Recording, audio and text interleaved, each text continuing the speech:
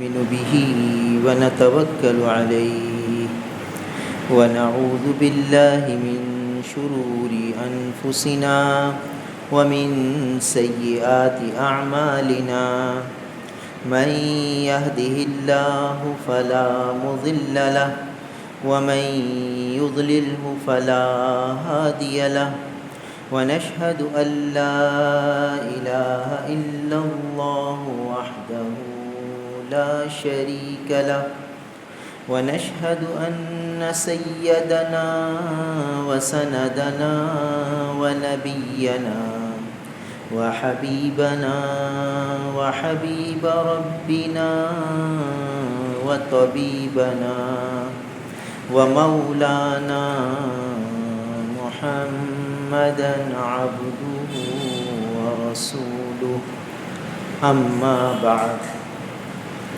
عن معاذ بن جبل رضي الله تعالى عنه قال أوصاني رسول الله صلى الله عليه وسلم ب10 كلمات قال لا تشرك بالله وإن قتلت وحرقت ولا تعقن والديك وإن أمراك أن تخرج من أهلك ومالك ولا تتركن صلاة مكتوبة متعمدا فإن من ترك صلاة مكتوبة متعمدا فقد برئت منه ذمة الله ولا تشربن خمرا فإنه رأس كل فاحشة وإياك والمعصية فإن بالمعصية حل سخط الله وإياك والفرار من الزحف وإن هلك الناس وإذا أصاب الناس موت وأنت فيهم فاثبت وأنفق على عيالك من طولك ولا ترفع عنهم عصاك أدبا وأخفهم في الله رواه أحمد في مسنده أو كما قال عليه الصلاة والسلام۔ میرے محترم بزرگوں اور عزیز بھائیوں، آج 27ویں شب ذی الحجہ ہے، یعنی ذی الحجہ کی 27ویں شب ہے۔ گویا آج جو جمعۃ المبارک گزرا وہ 1442 ہجری کا آخری جمعہ تھا، جمعۃ الوداع تھا، الوداعی جمعہ۔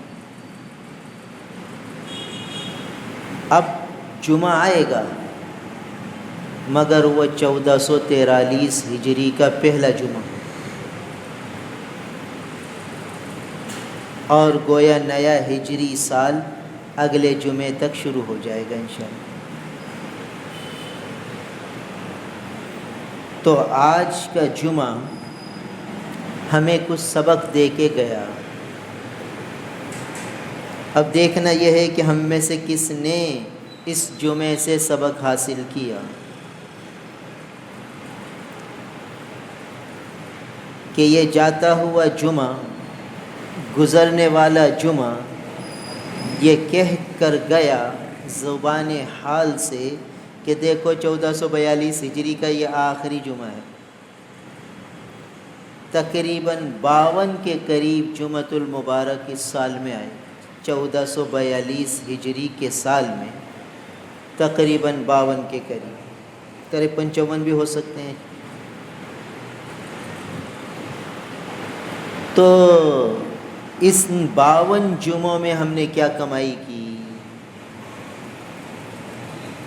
مسافران آخرت اور تاجران آخرت کے لیے لمحہ فکریہ ہے.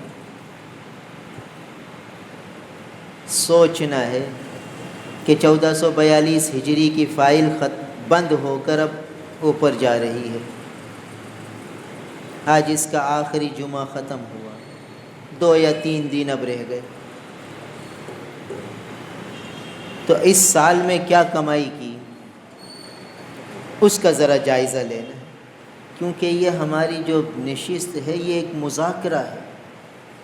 ہم سب کو سوچنا ہے اگلی منزل کے لیے، جو آنے والی منزل ہے اس کے لیے سوچنا ہے کہ کیا تیاری کی ہے، کیا ذخیرہ وہاں بھیجا ہے، کتنا خزانہ وہاں جمع کرایا. سوچنا ہے، غور کرنا ہے.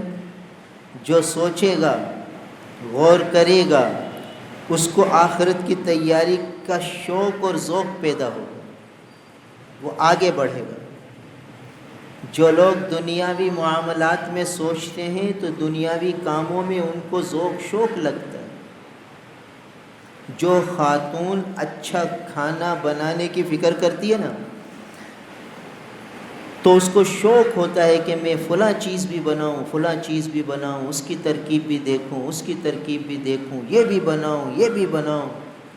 اس کو شوق بنتا ہے، اور ایک چیز بنانے کے بعد اگلا شوق ہوگا کہ اب فلاں چیز بھی بناؤں.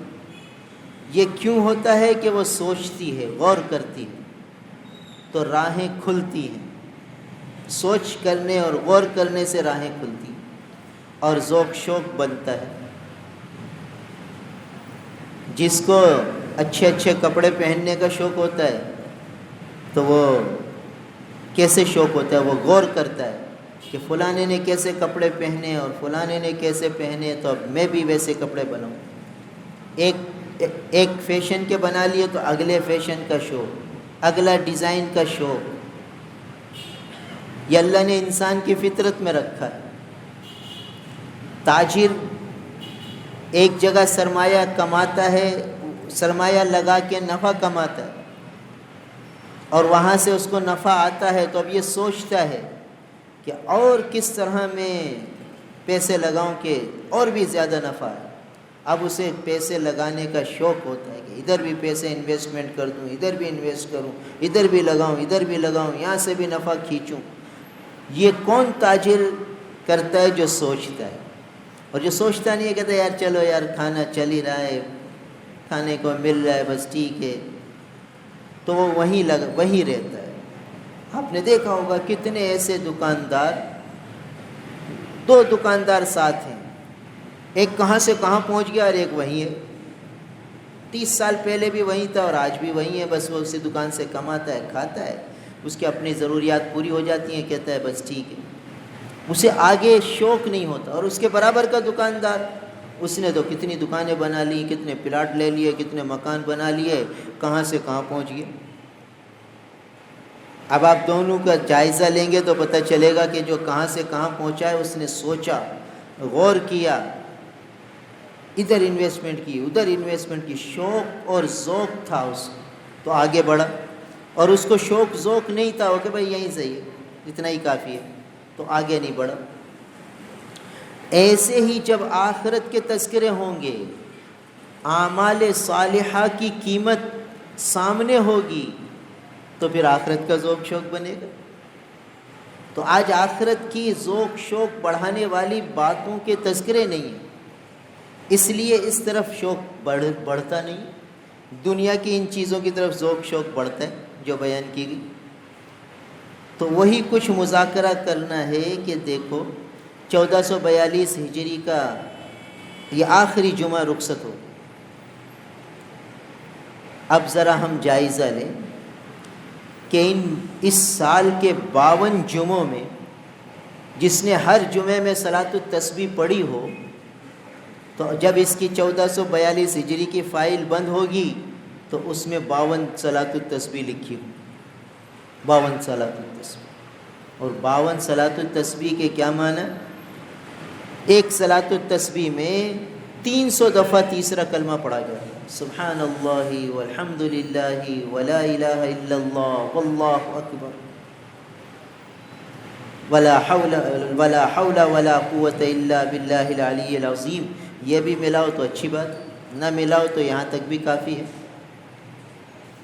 تو یہ اللہ تعالیٰ کی ثنا، اللہ تعالیٰ کی توحید، اللہ تعالیٰ کی حمد، اللہ تعالیٰ کی کبریائی، سبحان اللہ یہ اللہ کی پاکی، والحمد للہ یہ اللہ کی حمد، ولا الہ الا اللہ یہ اللہ کی توحید، واللہ اکبر یہ اللہ کی کبریائی۔ ایک صلاۃ التسبیح میں 300 مرتبہ، اب حساب لگاؤ، 50 سے اس کو ضرب دو 300 کو، تو ایک سال میں کتنی اس نے اللہ کی بڑائی کی ہے۔ اور لگے کتنا؟ آدھا گھنٹہ 25 منٹ 35 منٹ، صرف آدھا گھنٹہ 35 منٹ میں کتنا ذخیرہ جمع کر لیا ایک سال میں آخرت کا۔ ایک دفعہ سبحان اللہ کہو، جنت میں درخت لگ گیا، بتائیے۔ ایک دفعہ الحمدللہ کہو، یہ سارا خلا نیکیوں سے بھر گیا۔ اللہ اکبر کو، میزان عمل نیکیوں کا پلڑا جھک گیا۔ بتاؤ کیا خزانہ جمع کیا اس نے۔ اور جس نے غفلت کی، یہ سوچا کہ اگلے جمعے پڑھوں گا، پورا 1442 ہجری گزر گیا، اس کے کھاتے میں 1-2 صلاۃ التسبیح ہوں گی نہیں، اور اس کے کھاتے میں 52 صلاۃ التسبیح۔ بتاؤ کتنا خزانہ آخرت کا جمع ہو گیا۔ یہ ہے سوچنے کی بات، کتنا بڑا آخرت کا تاجر بن گیا یہ۔ اب بتائیے کہ ایک شخص نے پورے سال میں 1 کروڑ کا روپے کما لیے، اور اس شخص نے یہ صلاۃ التسبیح 52 جمع کرا دی 1442 ہجری کے سال میں آخرت کے اکاؤنٹ میں۔ اس نے 1 کروڑ کما لیے، 1 کروڑ جمع کیے، اس نے یہ خزانہ جمع کیا، کس کا باقی ہے، کس کا فانی ہے، کس کا لافانی خزانہ ہے، کس کا فانی خزانہ ہے، دیکھ لیجیے۔ اور وقت کتنا لگا؟ آدھا گھنٹہ صرف ہر ہفتے، اور خزانہ اتنا جمع ہو گیا۔ تو اب ہمیں آئندہ عزم کرنا ہے کہ یہ جو 1443 ہجری آئے گا تو ہر ہفتے صلاۃ التسبیح کی ناغہ نہیں ہوگی انشاءاللہ، رہ جائے گی تو اگلے دن پڑھ لے کے قضا کر لیں گے، اگرچہ نفل کی قضا نہیں ہوتی، مگر اہتمام عمل کے لیے اگر یہ کر لیں تو اچھا ہے، افضل ہے۔ تو بتائیے کتنا خزانہ اس کا اگلے سال کے لیے تیار ہو جائے گا۔ 1443 ہجری کی جب فائل بند ہوگی تو اس کے اکاؤنٹ میں بھی 52 صلاۃ التسبیح آ جائیں گی۔ یہ ہے، اس کا عزم کرنا ہے، اس کا ارادہ کرنا ہے، اس کی توفیق اللہ سے مانگنی ہے کہ یا اللہ جن کو آپ نے صلاۃ التسبیح پڑھنے کی توفیق عطا فرمائی وہ بھی آپ ہی کی عطا تھی، اللہ مجھے بھی آپ عطا فرما دیجیے، میں بھی آپ سے مانگتا ہوں، تو اللہ تعالیٰ محروم فرمائیں گے، توفیق ضرور دیں گے۔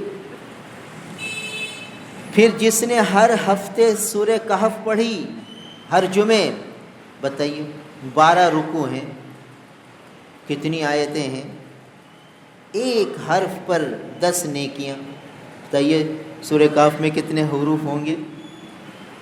تو 52 سورہ کہف اس کے اکاؤنٹ میں جمع ہے۔ آخر 1442 ہجری کی فائل بند ہو رہی ہے اور اس کی 52 سورہ کہف اس میں موجود ہے۔ بتائیے کتنا مالدار ہے یہ شخص۔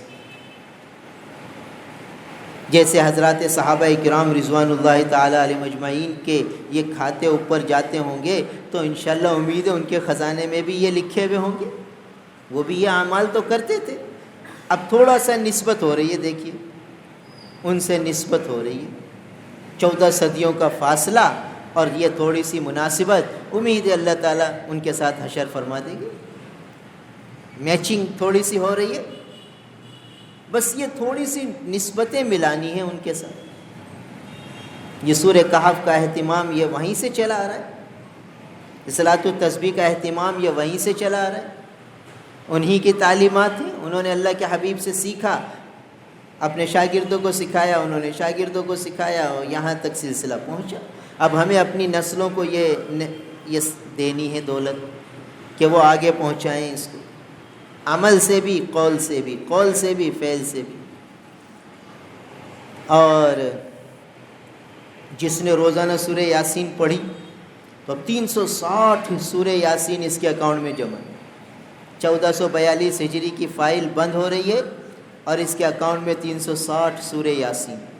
بتائیے 5 منٹ لگے روز سورہ یاسین پڑھنے میں، پابندی سے پڑھتا رہا، 360 سورہ یاسین جمع ہے۔ بتاؤ کتنا مالدار ہے یہ شخص، کتنی لافانی دولت کما گیا۔ اور جس نے نہیں پڑھا، سال اس کا بھی بیت گیا، اس کے اکاؤنٹ کو دیکھو تو بھئی 5-6 سورہ یاسین ہے، یا سورہ یاسین پڑھنے ہی نہیں آتی تو سورہ یاسین ہے ہی نہیں اس کے کھاتے میں۔ اب اگر کوئی یہ کہے کہ بھئی میرے اکاؤنٹ میں بھی سورہ یاسین آ جائے، تو وہ روزانہ سورہ یاسین کو دیکھ تو سکتا ہے؟ قرآن پاک کھولے، سورہ یاسین نکالے، اس کو دیکھے اور سارے ورق گردانی کر جائے۔ کم از کم اتنا تو کر سکتا ہے کہ اللہ میں پڑھ نہیں سکتا، دیکھ تو سکتا ہوں، اٹھا تو سکتا ہوں، اتنی دیر میرے ہاتھ میں قرآن پاک رہا، یہ تو کر سکتا ہے۔ تو انشاءاللہ اللہ تعالیٰ کہ یہاں بہت وسعت ہے، کمی نہیں ہے وہاں، اللہ تعالیٰ نوازیں گے انشاءاللہ، محروم تھوڑی فرمائیں گے۔ تو اب آدمی یہ عزم کر لے کہ میں روزانہ سورہ یاسین انشاءاللہ پڑھوں گا، تاکہ 1443 ہجری کا سال جب ختم ہو تو میرے اکاؤنٹ میں بھی 360 سورہ یاسین جمع ہو۔ اور جو نہیں پڑھ سکتا وہ دیکھ لے اور یہ اللہ سے مانگے۔ اور بھائی جو طالب صادق ہوگا، جو روز دیکھے گا سورہ یاسین، اللہ تعالیٰ اسے پڑھنے کی سعادت دے دے، محروم نہیں فرمائے۔ اللہ طلب صادق کو دیکھ، کتنے ایسے بوڑھے ہیں بڑھاپے میں انہوں نے قرآن پاک سیکھا اور پڑھ گئے، بہت سے بوڑھے ایسے ہیں قرآن پاک بڑھاپے میں جا کے حفظ کر لیا ہے۔ بس آدمی ہمت کرے تو کتنے ایسے ہوں گے۔ 1442 ہجری کا سال ختم ہو رہا ہے اور ان کے اکاؤنٹ میں 360 سورہ یاسین جمع ہے۔ بتاؤ کتنا کما گیا۔ کتنے ایسے ہیں جن کے کھاتے میں 10 20 15 100 50 یہ ہوں گی۔ سال اس کا بھی گزرا، سال اس کا بھی گزرا، دیکھیے کون مالدار ہے آخرت کے اعتبار سے۔ یہ ہیں نیکیاں جو آخرت میں آدمی جمع کرا سکتے ہیں۔ تھوڑی سی توجہ کر لے، تھوڑا سا دھیان کر لے، کتنے ذخیرہ آخرت جمع ہو سکتے۔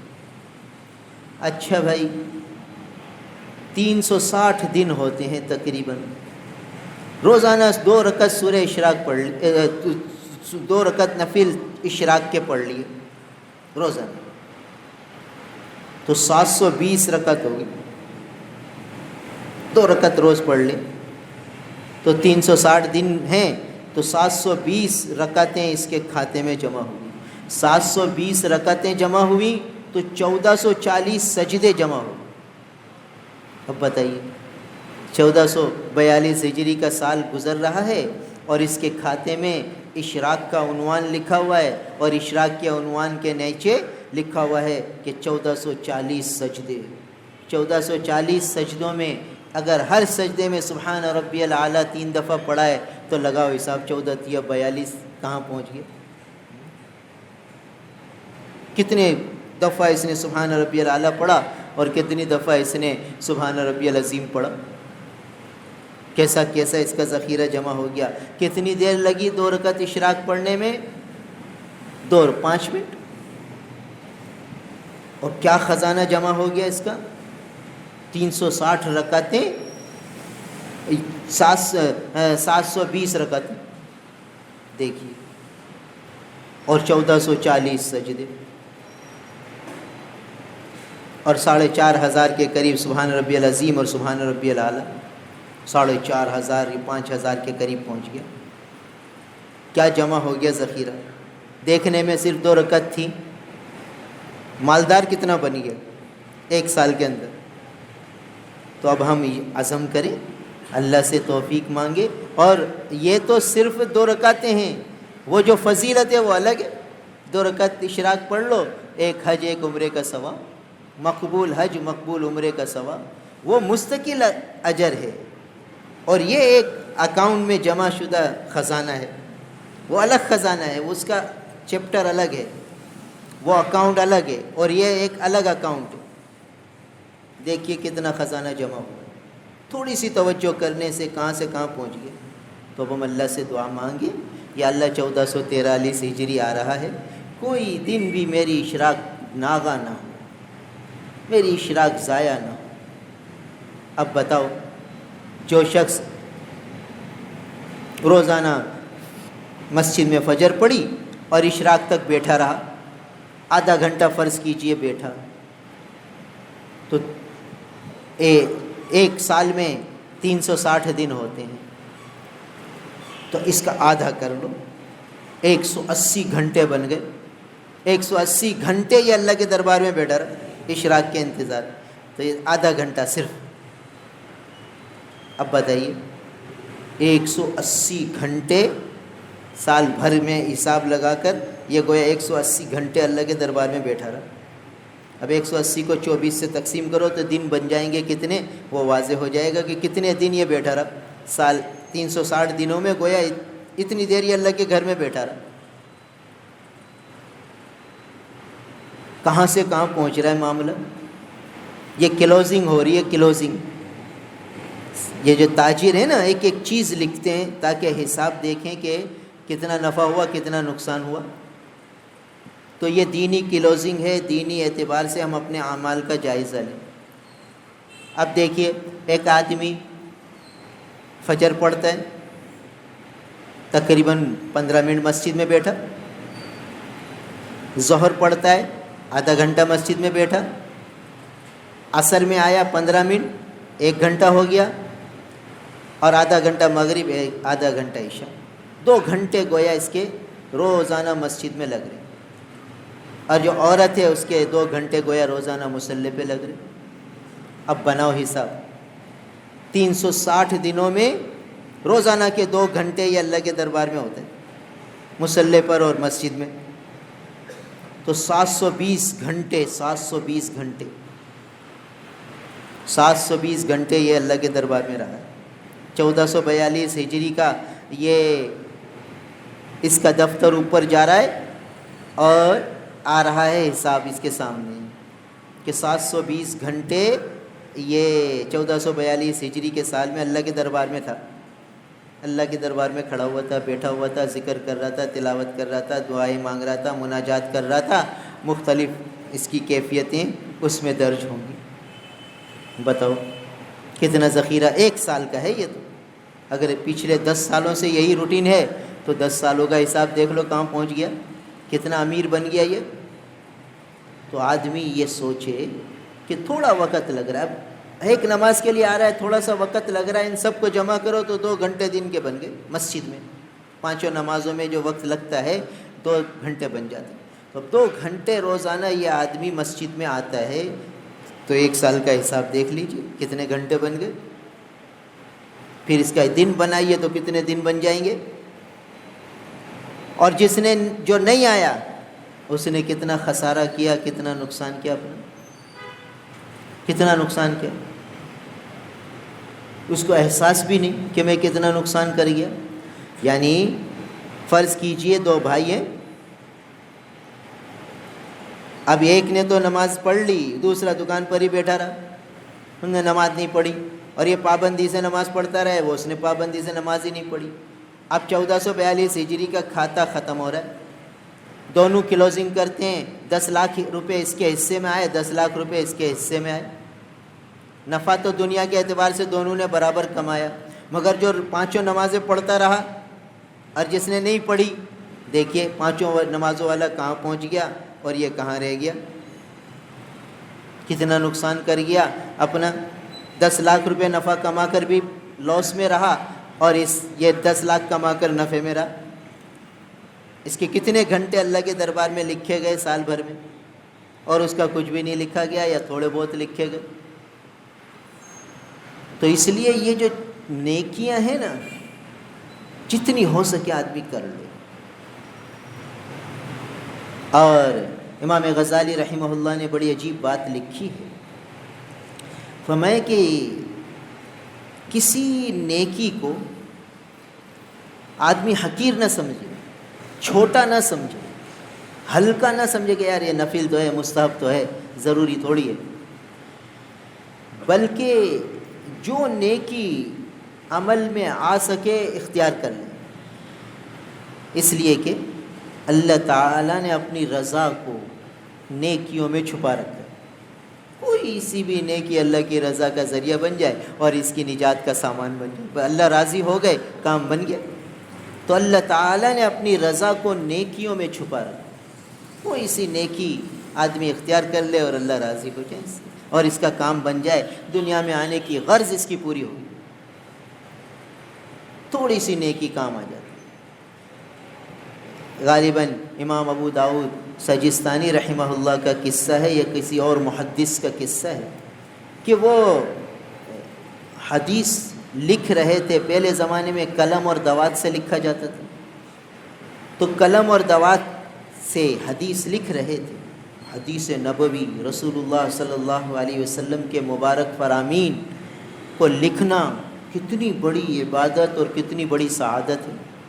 امام الانبیاء کے فرامین مبارکہ کو لکھنا کتنی بڑی سعادت کی بات ہے، اور کتنی بڑی نیکی ہے اور کتنی بڑی عبادت ہے۔ اب وہ لکھ رہے تھے تو دوات ہوتی ہے، یہ لکھنے لگے تو اچانک قلم پر جہاں دوات لگی ہوئی تھی ایک مکھی آ کر بیٹھ گئی، مکھی۔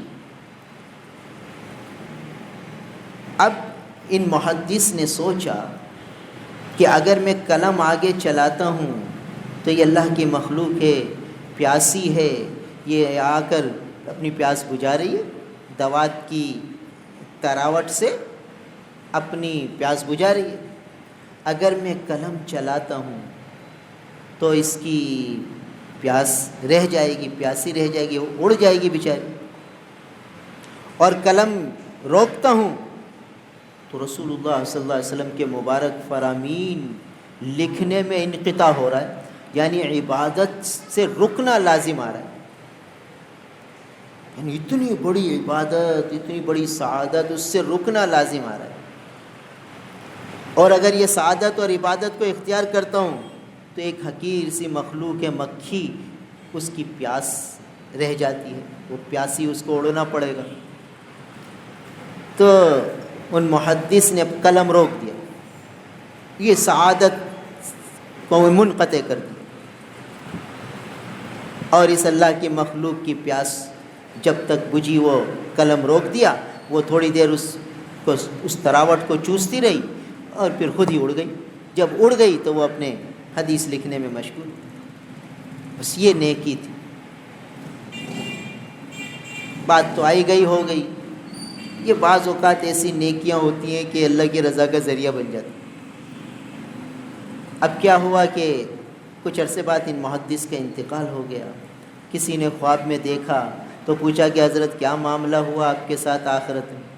فرمایا کہ بھائی وہ جو میں نے مکھی کی پیاس بجھائی تھی وہ نیکی کام آ گئی، اور اس نیکی سے نجات ہو گئی، بخشش ہو گئی، اللہ راضی ہو۔ تو امام غزالی رحمہ اللہ نے لکھا ہے کسی بزرگ کے حوالے سے کہ اللہ تعالیٰ نے اپنی رضا کو نیکیوں میں چھپا رکھا، تو کسی بھی نیکی کو آدمی چھوڑے نہیں کہ یار یہ چھوٹی سی تو ہے، یہ سنت تو ہے، یہ مستحب تو ہے، ضروری تو نہیں ہے، یہ کہہ کے چھوڑے نہیں، بلکہ اختیار کر لے، یہ نیکی بھی کر لوں، جو بن پڑے نیکیوں کا ذخیرہ اکٹھا کرے، کوئی ایک نیکی ان کی رضا کا ذریعہ بن گئی، کام آ جائے۔ اب دیکھیے اتنی سی نیکی کام آ گئی، حالانکہ یہ کون اس طرف توجہ دیتا ہے، مگر اللہ تعالیٰ ہی سجھاتے ہیں، اللہ تعالیٰ ہی توفیق دیتے ہیں، اللہ تعالیٰ ہی ہمت دیتے ہیں ان کاموں کی۔ اور دوسری بات امام غزالی رحمہ اللہ نے یہ لکھی کہ کسی بھی گناہ کو آدمی ہلکا نہ سمجھے، اللہ تعالیٰ نے اپنی ناراضگی گناہوں میں چھپا رکھی، نہ معلوم کوئی ایک گناہ ایسا ہو جائے کہ پکڑا جائے، پھر آدمی کہیں کا نہیں رہے گا، خسر الدنیا والآخرہ ہو جائے. اللہ حفاظت فرمائے. دنیا بھی برباد اور آخرت بھی برباد, کہ اپنے خالق اور اپنے مالک کو ناراض کر لیا. کتنا سخت نقصان ہو گیا اس کا. تو کسی نیکی کو ہلکا نہ سمجھے اور کسی گناہ کو چھوٹا نہ سمجھے, کیونکہ ناراضگی ہے اللہ تعالیٰ کی. اللہ نے اپنی ناراضگی کو گناہوں میں چھپا رکھا ہے. کوئی سا گناہ اللہ کی ناراضگی کا ذریعہ ہو جائے گا اور آدمی دنیا اور آخرت میں خسارے میں ہو جائے گا. اور تیسری بات فرمائی کہ اللہ کے کسی بندے کو بھی حقیر نہ سمجھو, کسی بندے کو حقیر نہ سمجھو. کیوں؟ کہ اللہ تعالیٰ نے اپنی ولایت کو اپنے بندوں میں چھپا رکھا. نہ معلوم کون سا بندہ اللہ کا ولی ہو, ان کی کون سی ادا اللہ کو محبوب ہو اور وہ اللہ کے مقرب بندوں میں شامل ہو, کسی کو کچھ پتہ نہیں. اس لیے کہ اعتبار خاتمے کا ہوتا ہے. خاتمے میں اللہ تعالیٰ کس کو کس مقام پر پہنچا. بزرگوں کے مواعظ میں ایک قصہ ملتا ہے کہ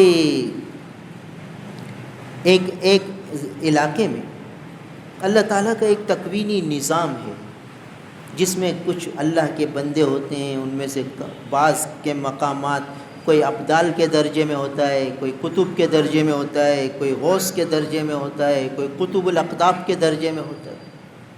مختلف ان کے مقامات ہوتے ہیں, مختلف ان کی تشکیلیں ہوتی ہیں. تو ایک علاقے کے قطب الاقطاب کا انتقال ہو گیا. بہت اونچا درجہ ہے ولایت کا یہ. تو جو سب نیچے والے بزرگ جمع ہوئے اور طے ہوا کہ اب کس کو, وہ تو چلے گئے دنیا سے, اب ان کی جگہ کن کو قطب الاقطاب بنائیں. مشورہ ہوا. پھر طے یہ ہوا کہ فلاں علاقے میں ایک نصرانی ہے, اس نصرانی کو, اس عیسائی کو قطب الاقطاب کے درجے پہ فائز کر.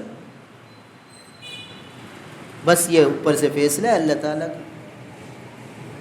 بس ادھر یہ فیصلہ ہوا, ادھر اس کے دل میں اللہ نے ہدایت ڈالی, اس نے اپنی زنار توڑی, عیسائیت کو چھوڑا, کلمہ پڑھا اور مسلمان ہوا اور قطب الاقطاب کے درجے پہ فائز ہو گیا. کہاں تو نصرانی تھا. اس لیے کسی کو حقیر نہ سمجھے, نہ معلوم کون اللہ کا ولی ہو. ایک بزرگ تھے, یہ بھی بزرگوں کے مواعظ میں قصہ لکھا ہے. تو وہ جب بھی مسجد سے گھر کی طرف جاتے تو ایک بڑھیا ہوتی تھی, وہ سبزی فروش تھی. تو اس کے پاس ایک بکرا کھڑا رہتا تھا, بکرا. اس بکرے کی داڑھی تھی. تو جب یہ بزرگ وہاں سے گزرتے تو وہ بڑی بھی کہتی کہ اے بڑے میاں, یہ بتاؤ تمہاری داڑھی اچھی ہے یا میرے بکرے کی داڑھی اچھی. ایک استہزاء کرتی تھی, مذاق کرتی تھی. وہ خاموش سن کر چلے جاتے تھے, جواب کچھ بھی نہیں دیتے. جو روز اس کا معمول بن گیا. حضرت نماز پڑھ کے گھر جاتے, وہ کہتی ہے بڑے میاں یہ تمہاری داڑھی اچھی ہے یا میرے بکرے کی داڑھی اچھی ہے. وہ کوئی جواب نہیں دیتے. ان کے انتقال کا وقت قریب ہوا تو انہوں نے اپنے خدام سے کہا کہ بھئی جب میرا جنازہ لے کر چلو نا تو اس بڑھیا کی دکان کے سامنے سے گزر رہا, یہ میری وصیت ہے, اس پہ ضرور عمل کرنا. بعض ہوتے ہیں اولیاء اللہ کی عجیب کرامتیں ہوتی ہیں. تو انتقال ہوا تو مریدین نے ایسا ہی کیا, خدام نے, کہ جب جنازہ لے کر چلنے لگے تو اس بڑھیا کی دکان کے سامنے سے گزرنے لگا جنازہ. تو ان بزرگ نے ہاتھ نکالا کفن سے اور بڑھیا کو آواز دی اور کہا کہ بڑھیا سن, میری داڑھی تیرے بکرے کی داڑھی سے اچھی ہے, اس لیے کہ میرا ایمان پہ خاتمہ ہو گیا. تو روز مجھے یہ کہتی تھی کہ میری داڑھی اچھی ہے یا بکرے کی داڑھی, تو میں یہ سوچتا تھا کہ نہ معلوم میرا خاتمہ کیسا ہو. اگر ایمان پر ہوا تو میری داڑھی اچھی ہے, اور اگر ایمان پہ خاتمہ نہ ہوا تو پھر تو بکرے کی داڑھی اچھی ہے, بکرا ہی مجھ سے اچھا ہے. کیوں؟ اس لیے کہ پھر مجھے جہنم میں جانا ہے. تو مجھے چونکہ خاتمے کا کسی کو پتہ نہیں ہوتا تو اس لیے میں جواب نہیں دیتا تھا. بس آج میں نے اللہ سے دعا کی تھی کہ اللہ حسن خاتمہ کی دولت بھی دیجئے اور یہ توفیق بھی دیجئے, آپ تو قادر مطلق ہیں کہ میں اس بڑھیا کو جواب دے دوں. اس کے کئی دن کا سوال ہے کہ میری داڑھی اچھی ہے یہ بکرے کی داڑھی، تو آج جواب دے دیا اور پھر ہاتھ کفن میں ڈالا اور وہی مردہ ہو گئے اور بتا گئے کہ دیکھو حسن خاتمہ اصل ہے۔ اس لیے آدمی کسی کو حقیر نہ سمجھے، کسی کو حقیر نہ سمجھے، نہ معلوم کس لمحے اللہ کا ولی بن جائے، چاہے کتنے ہی وہ گناہوں میں ملوث کیوں نہ ہو، اس کو حقیر نہ سمجھے، بلکہ کسی بھی دن اس کی اللہ تعالیٰ کایہ پلٹ دے، اور جو اپنے کو بڑا سمجھ رہا ہے، اپنے کو دیندار سمجھ رہا ہے، اس کی پکڑ ہو جائے اور اللہ تعالیٰ اس سے توفیق چھین لے، کس کو کیا پتہ۔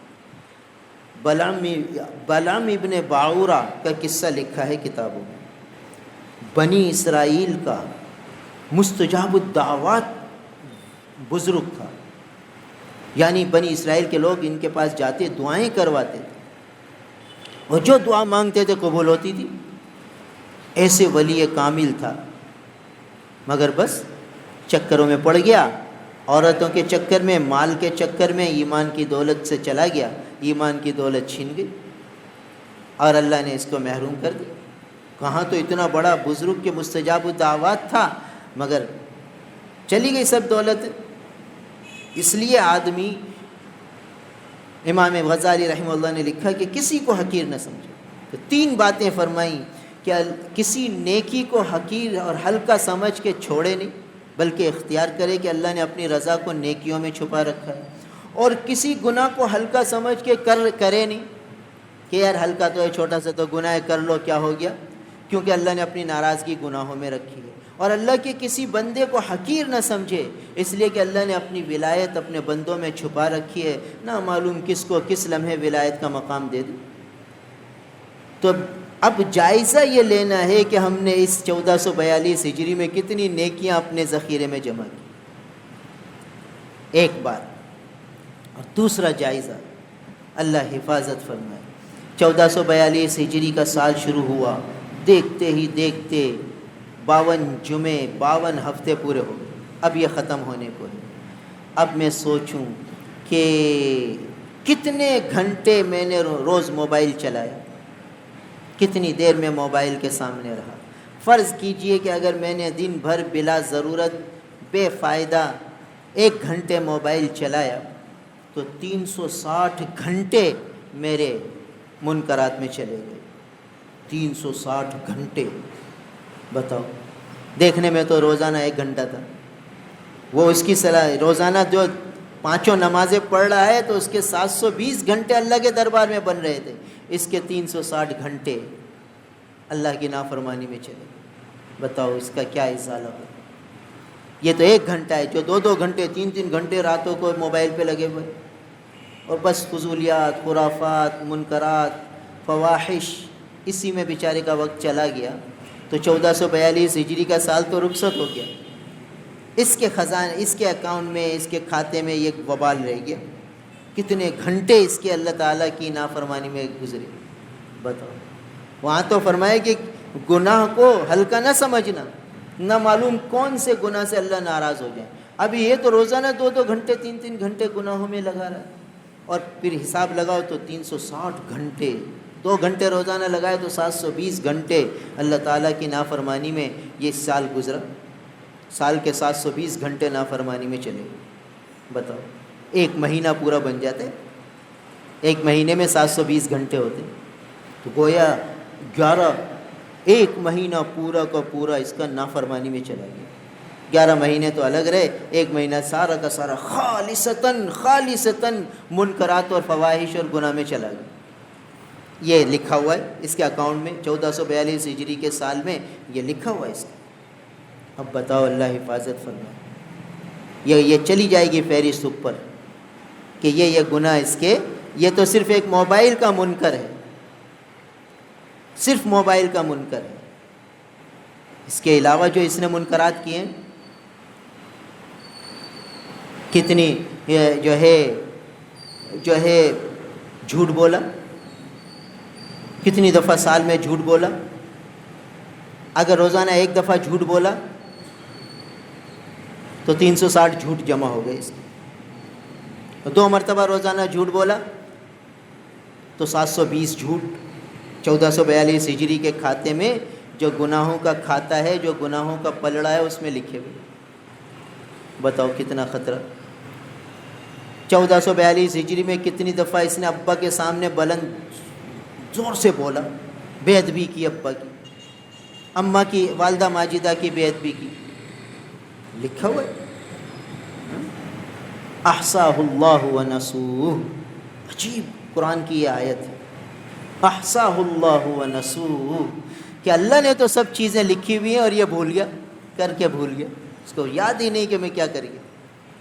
اب بتاؤ کتنے ہمارے مسلمان بھائی بہنیں، ان کے کتنے گھنٹے موبائل پر چلے جاتے ہیں، روزانہ کتنی مرتبہ جھوٹ بول دیتے ہیں، روزانہ کتنی گالیاں بک دیتے ہیں۔ فرض کیجئے ایک گالی روز بکی تو سال بھر کی 360 گالیاں اس کے کھاتے میں، یہ تو ایک گالی۔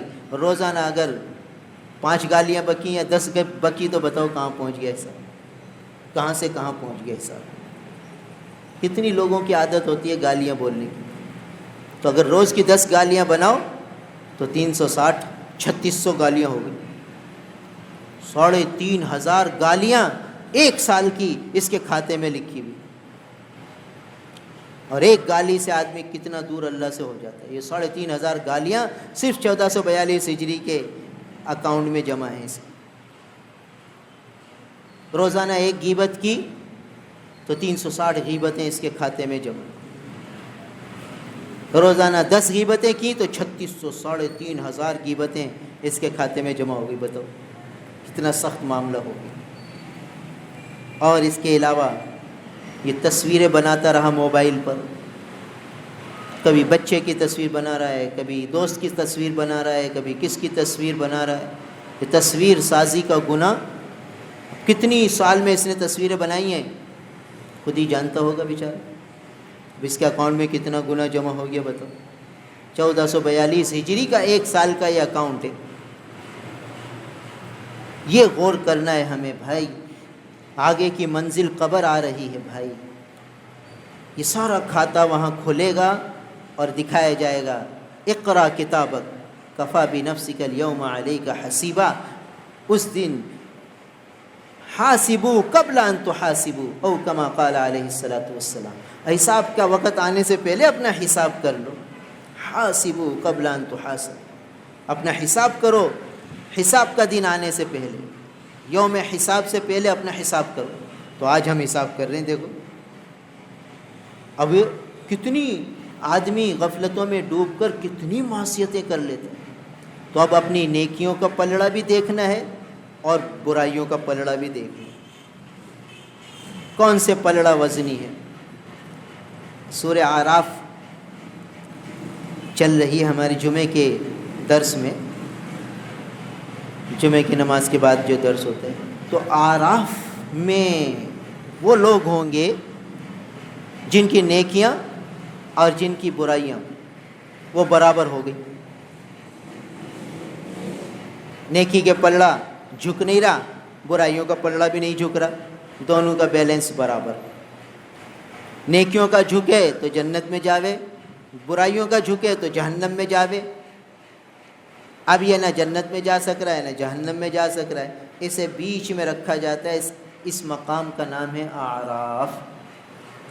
اس میں کون سے لوگ ہوں گے؟ مختلف اقوال ہیں، مختلف اقوال۔ اس میں سے ایک قول یہ ہے، ایک قول کہ وہ لوگ ہوں گے کہ جن کی نیکی کا یہ عالم ہوگا کہ انہوں نے اپنی جان اللہ کے دین کی سربلندی میں لگا دی اور شہادت کا مقام حاصل کر لیا۔ یہ شہادت ان کو جنت کی طرف کھینچ رہی ہے، تاکہ اتنی بڑی یہ نیک دولت ہے، اتنی بڑی نعمت ہے کہ یہ شہادت، یہ تلوار گناہوں کو مٹا دیتی ہے، تلوار کی دھار گناہوں کو مٹا دیتی ہے، محاء للذنوب، گناہوں کو مٹا دیتی ہے تلوار کی دھار۔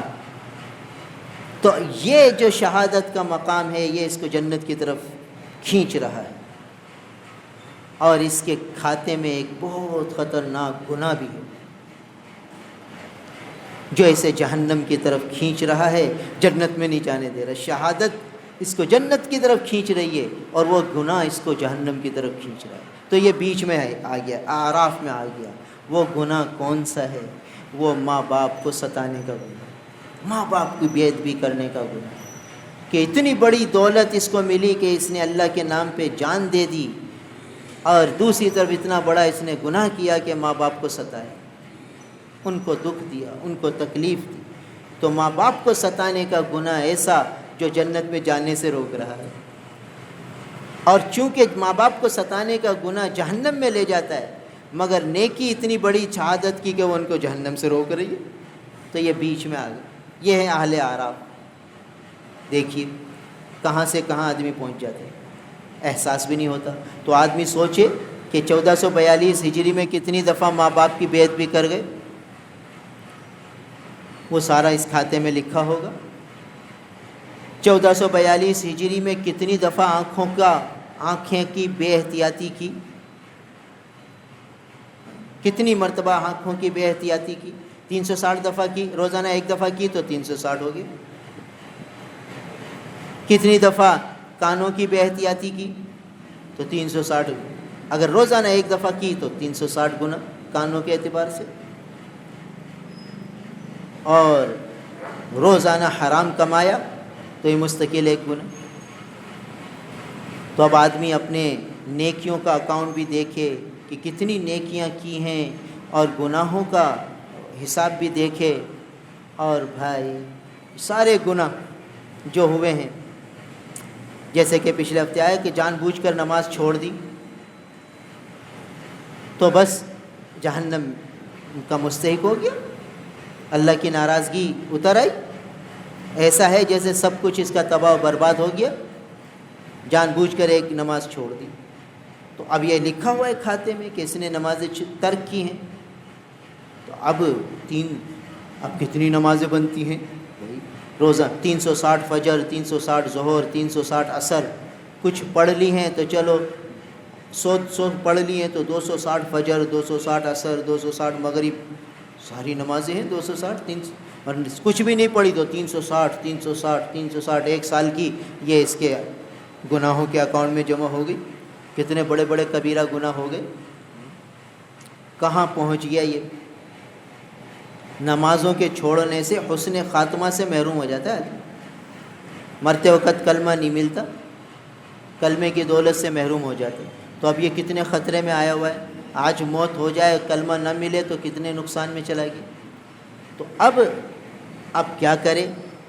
تو یہ جمعہ ہمیں کچھ خاموش پیغام دے گیا کہ بھئی یہ جمعہ تو رخصت ہو گیا، بس اپنا حساب کرو، غور کرو. اب آگے نیا 1443 ہجری کا سال کا پہلا جمعہ آ رہا ہے، بس اپنی زندگی بدلو. اب تمہارے اکاؤنٹ میں بس نیکیاں ہی نیکیاں ہوں، کھاتے ہی نیکیاں ہی نیکیاں جائیں، کوئی گناہ اوپر نہ جائے. ہو جائے فوراً مٹ جائے. ادھر ہو گیا ادھر توبہ، ادھر ہو گیا ادھر توبہ. یہ توبہ کا اللہ نے ہمیں بہت بڑی کیا کہتے ہیں کہ ریموور دیا ہے. ریموور کہ جیسے کوئی خطا ہو جائے فوراً توبہ کر لے، اللہ سے معافی مانگ، ریموور آ گیا، صفائی ہو گئی. تو ادھر گناہ ہوا، ادھر ریموور استعمال کر. ادھر گناہ ہوا، یہ سوڈا ایک قسم کا سرف سوڈا ہے. جیسے سرف سوڈا کے استعمال سے جو ہے دھبے ختم ہو جاتے ہیں، تو ایسے توبہ سے یہ دل پر آئے ہوئے دھبے صاف ہو جاتے ہیں. تو اس لیے بھائی یہ بیٹھ کر حساب کرنا ہے. بھائی گھر والی کو کہنا ہے بھائی تو اپنا حساب بنا، میں اپنا حساب بناؤں. بچوں کو کہو بھائی تم اپنا حساب بناؤ.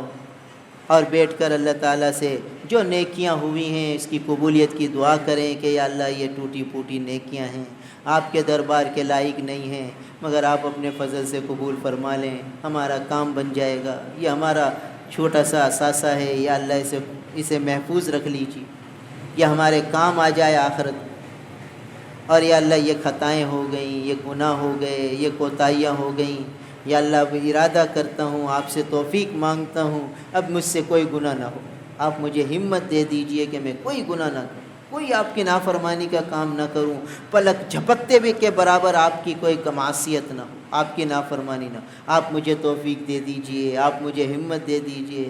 آپ اپنے نیک بندوں کو بھی تو توفیق آپ ہی دیتے ہیں، ہمیں بھی، مجھے بھی آپ ہی توفیق دے دیجئے۔ اب یہ رو لے دھو لے، اب سارے گناہ مٹ جائیں گے، سارا کھاتا نیکیوں سے پر ہوگا، گناہوں سے سارا صاف ہو گیا۔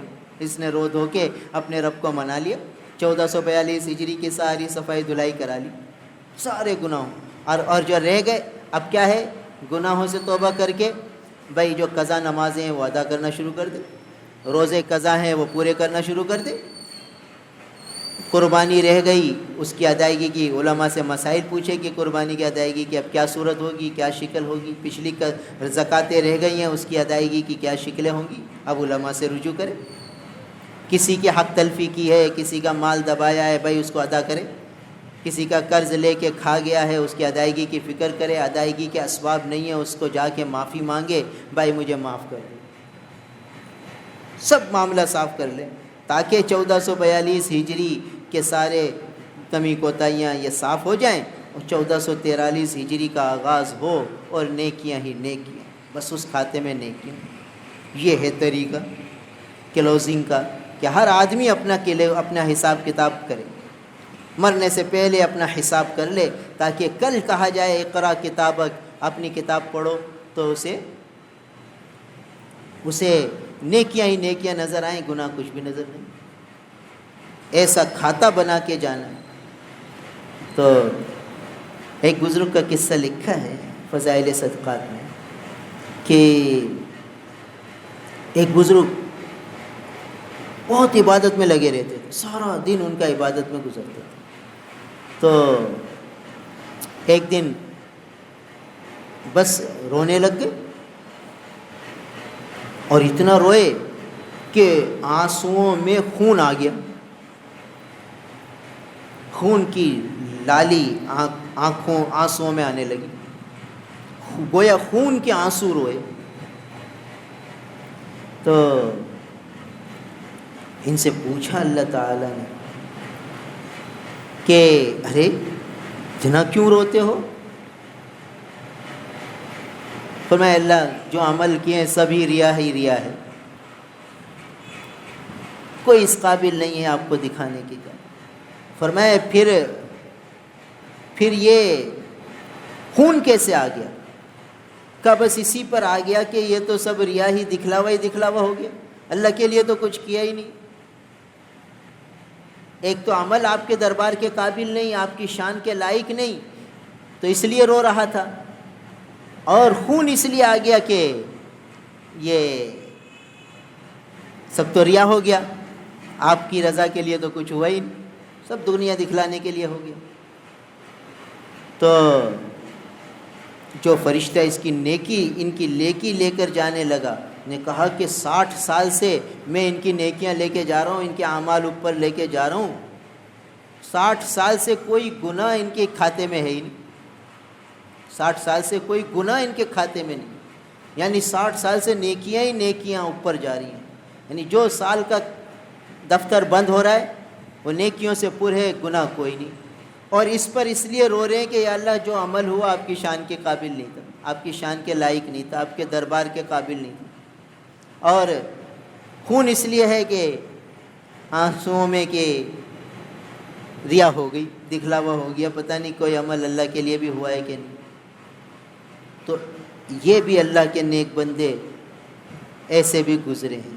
تو اس لیے بھائی اپنا حساب صاف کرنا ہے، راتوں کو تنہائی، آج کل وقت مل جاتا ہے، کاروبار جلدی بند ہو جاتا ہے، آدمی مسجد میں آ جائے، مسجد میں آ کے اپنے حساب کرے، تصور میں بیٹھ کے، اور پھر اللہ سے مانگے، کمی کوتاہی کی معافی مانگے، اور جو قضا نمازیں ہیں جلد سے جلد ادا کرنے کی ترتیب بنے تاکہ یہ آخرت کا قرض جلدی چک جائے۔ لوگوں کا لین دین ہے، معاملے صاف کرے، لکھ کے رکھے کہ بھئی فلاں کو اتنے دینے ہیں، فلاں کو اتنے دینے ہیں، میری اتنی نمازیں قضا ہیں، یا اس کا فدیہ دے دیا جائے اگر میں مر جاؤں، یہ وصیت نامہ لکھ کے رکھے۔ خصوصاً جس کے لینے دینے ہیں، لوگوں سے لینے کے ہیں، وہ بھی لکھ کے رکھے کہ فلاں فلاں لوگوں سے اتنے لینے کے ہیں اور اس مد میں لینے کے ہیں۔ اور فلاں فلاں کو اتنے دینے ہیں، اس مد میں دینے ہیں۔ بہت سے ہمارے پاس دارالفتاء میں لوگ آتے ہیں کہ آدمی مر گیا، حساب کتاب کچھ نہیں، لینے والے بہت آ گئے، دینے والا کوئی نہیں۔ اب پریشان ہے کہ بھئی جب اتنا ہے حساب کتاب تو کسی کو دیا بھی ہوگا، اب لکھت کچھ نہیں۔ تو جس کا لینا دینا ہے لوگوں پر، اس پر واجب ہے کہ وہ لکھ کے جائے، وصیت لکھ کے جائے کہ فلاں کو اتنے دینے، فلاں کو اتنے لینے۔ اور جس کے پاس امانتیں رکھی ہوئی ہیں وہ امانتوں کی وضاحت لکھ کے جائے کہ میرے پاس فلاں فلاں کی امانت ہے اور یہ پیسے اس کی امانت ہیں، فلاں چیز اس کی امانت ہے، یہ لکھ کے جائے۔ نہ معلوم کس وقت موت آ جائے، کچھ بھروسہ نہیں ہے۔ تو اس لیے بھائی یہ جو 1442 ہجری اب رخصت ہو رہا ہے، تو اس میں جو کمی کوتاہیاں ہوئیں اس کی اللہ تعالیٰ سے معافی مانگنی ہے۔ جو نیکیاں اللہ تعالیٰ کی توفیق سے ہوئیں اس پر شکر ادا کرنا ہے، اس کی قبولیت کی دعائیں مانگنی ہیں۔ اور جو ہمارے ذمے لوگوں کے حقوق کی ادائیگی ہے وہ اس کی ادا کرنے کی فکر کریں۔ جن کی حق تلفی ہو گئی ہے بھائی ان سے معافی تلافی کر لیں کہ بھائی بیوی پر غصے ہو گئے، ان سے معافی مانگ لیں۔ بچوں پہ بے وجہ غصہ ہو گئے، ان سے معافی مانگ لیں۔ پڑوسیوں سے لڑائی ہو گئی، ان سے معافی مانگ لیں۔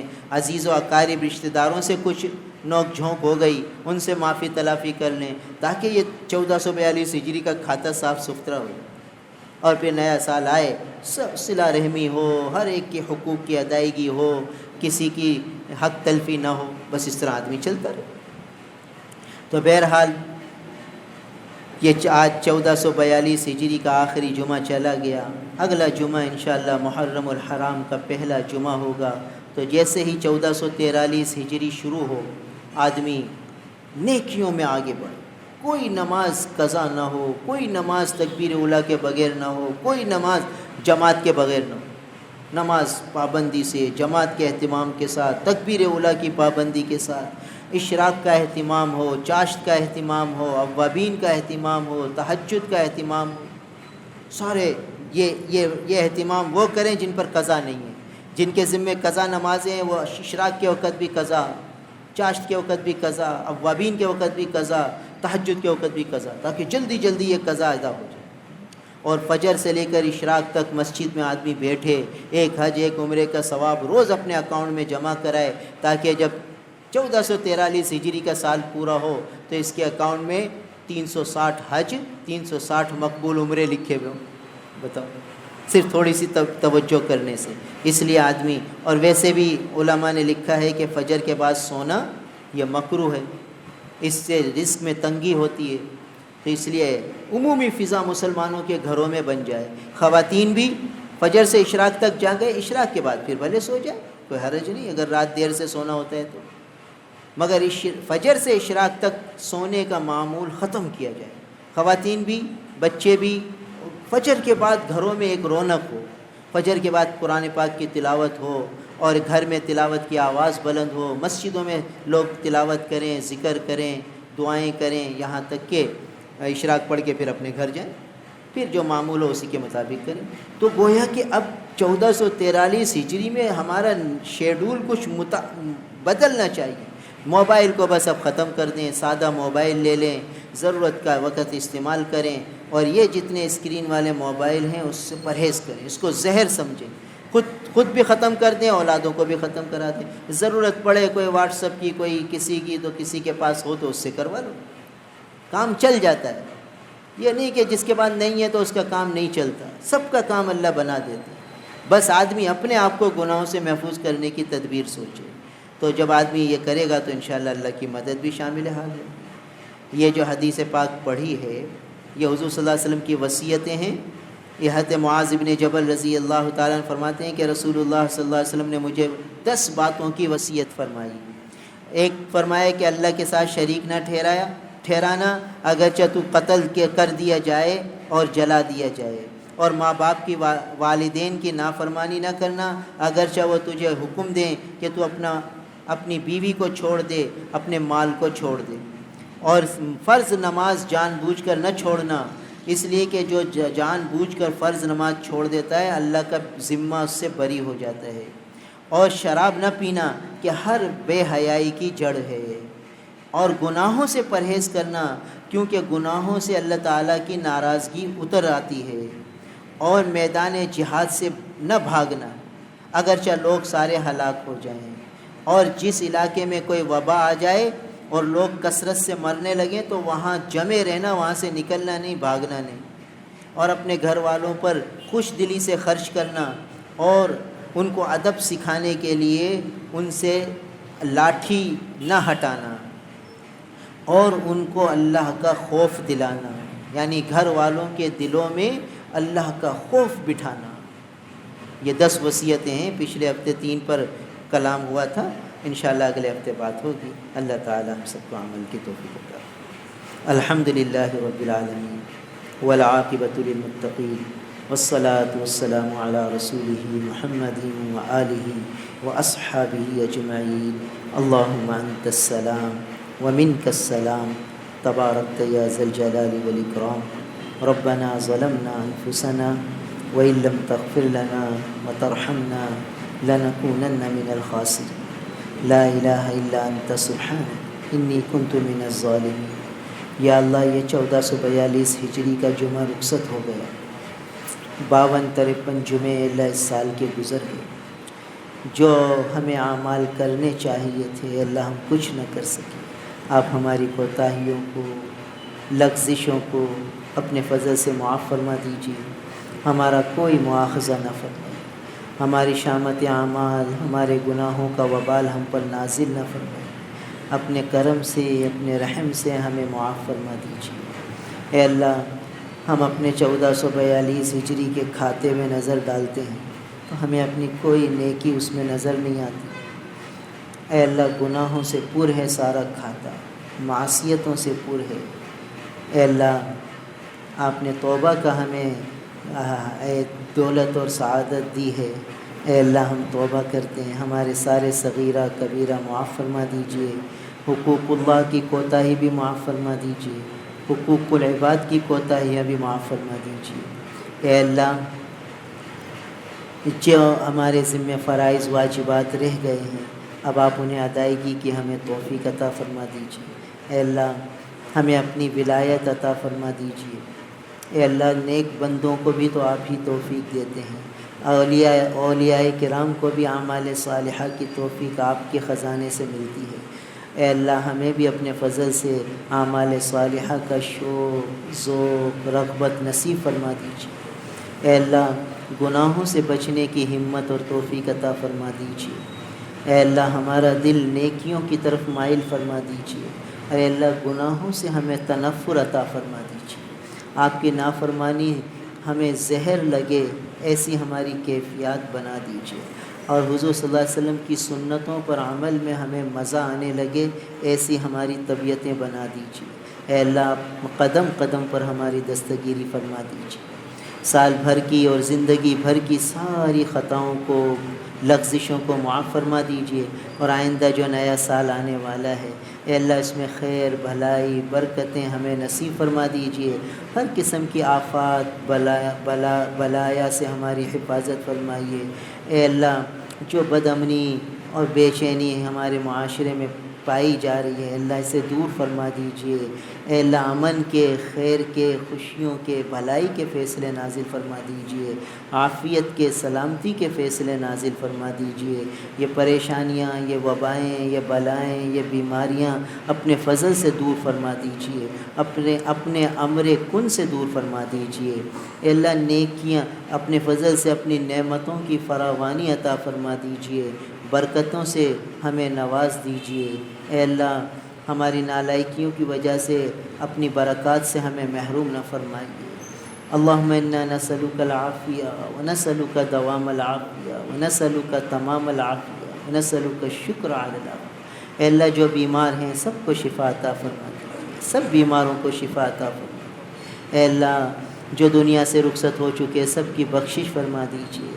ہمارے ساتھی بھائی فرحان رضوان کی والدہ کا پچھلے دنوں انتقال ہو گیا، اے اللہ ان کی بخشش فرما دیجیے، ان کی مغفرت فرما دیجیے، ان کو درجات عالیہ عطا فرما دیجیے، ان کو حضیرت القدس میں مقام عطا فرما دیجیے۔ اے اللہ، ان کی اولاد کو ان کا صدقہ جاریہ بنا دیجیے، سب کو صبر جمیل عطا فرما دیجیے، پسماندگان کو صبر جمیل عطا فرما دیجیے۔ اے اللہ، جو دنیا سے رخصت ہو چکے سب کی بخشش فرما دیجیے، سب کی قبروں کو باغ جنت بنا دیجیے۔ رب ارحمہما کما ربیانی صغیرا، رب ارحمہما کما ربیانی صغیرا، رب ارحمہما کما ربیانی صغیرا۔ اللہم آت محمدا الوسیلہ والفضیلہ وابعثہ مقاما محمودا الذی وعدتہ۔ اللہم آت محمدا الوسیلہ والفضیلہ وابعثہ مقاما محمودا الذی وعدتہ۔ اے اللہ ہمارے آقا نبی کریم صلی اللہ علیہ وسلم پر کروڑوں رحمتیں نازل فرما دیجئے، ہمارے آقا کو ہماری طرف سے کروڑوں درود و سلام پہنچا دیجئے۔ اے اللہ اپنے محبوب صلی اللہ علیہ وسلم سے قلبی لگاؤ عطا فرما دیجئے، قلبی تعلق عطا فرما دیجئے، قلبی میلان عطا فرما دیجئے۔ حضور صلی اللہ علیہ وسلم کی سنتوں پر عمل کرنا ہمارے نصیبوں میں لکھ دیجئے، اتباع سنت ہماری طبیعت میں راسخ فرما دیجئے، اور اے اللہ ہمیں کثرت سے درود شریف پڑھنے والا بنا دیجئے۔ اے اللہ اس سعادت سے ہمیں محروم نہ فرمائیے، یہ سعادت ہمارے مقدر میں لکھ دیجئے۔ ہمارے کھاتے میں کثرت درود لکھ دیجئے، ہمارے کھاتے میں کثرت استغفار لکھ دیجئے۔ اے اللہ کثرت استغفار کی ہمیں توفیق دیجئے، کثرت ذکر کی توفیق دیجئے، کثرت درود شریف کی توفیق دیجئے۔ اے اللہ تکبیر اولیٰ کا اہتمام نصیب فرما دیجئے، تمام نیکیاں کرنے کی توفیق دیجئے اور تمام گناہوں سے بچنے کی ہمت اور توفیق دیجئے۔ اللہم انا نسألک العافیہ ونسألک دوام العافیہ ونسألک تمام العافیہ ونسألک الشکر علی العافیہ۔ اے اللہ جن جن نے جو دعاؤں کے لیے کہہ رکھا ہے سب کی نیک تمناؤں کو، جائز حاجات کو پورا فرما دیجئے، سب کے مسائل حل فرما دیجئے، سب کی مشکلات آسان فرما دیجئے۔ اے اللہ سب کے گھروں میں محبتوں اور پیار کی اور جوڑ کی فضائیں قائم فرما دیجئے، سب کے لیے عافیت کے، سلامتی کے، خیر کے فیصلے فرما دیجئے، ناگہانیوں سے بچا لیجئے، بیماریوں سے بچا لیجئے، حوادث سے بچا لیجئے، الجھنوں سے بچا لیجئے۔ اے اللہ خوشگوار زندگی عطا فرمائیے، پاکیزہ حیات طیبہ عطا فرمائیے، اور روز بروز اپنے قرب میں آگے بڑھائیے۔ اے اللہ جو مانگا ہے وہ بھی عطا فرمائیے، جو نہ مانگ سکے بن مانگے عطا فرما دیجئے۔ ہماری دعاؤں کو اپنے حبیب نبی کریم صلی اللہ علیہ وسلم کے وسیلے سے قبول فرما لیجئے، اولیاء کاملین کے طفیل ہماری دعاؤں کو قبول فرما لیجئے۔ ربنا تقبل منا انک انت السمیع العلیم وتب علینا انک انت التواب الرحیم، وصلی اللہ تعالی علی خیر خلقہ محمد وآلہ واصحابہ اجمعین، آمین برحمتک یا